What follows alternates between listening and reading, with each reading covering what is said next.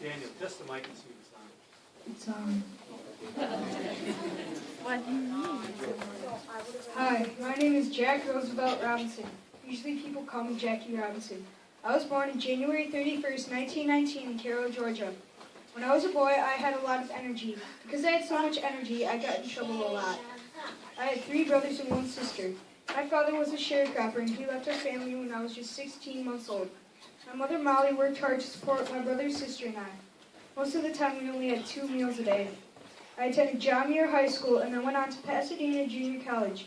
I also played basketball, football, baseball, and track for the University of California, where I became the first athlete to get 4 letters in 1 year.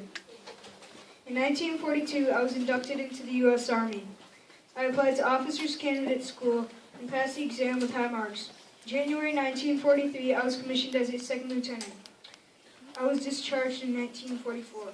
After I was discharged, I received a letter from the Monarchs offering me a tryout at their spring training camp in Houston, Texas, with a salary of $400 a week.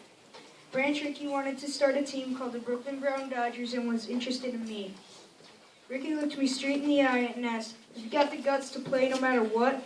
I told him, "I can play the game, Mr. Rickey." Well then, this is what's going to happen.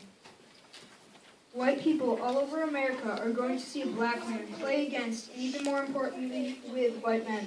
At the ballpark, people will scream at you. I said, "I've got to do it." We shook hands, an old man and a young man. That handshake was a sign and a promise.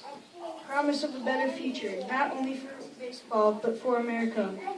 On April 9th, the Dodgers issued a 1-sentence press release. Brooklyn announces the purchase of the contract of Jack Roosevelt Robinson.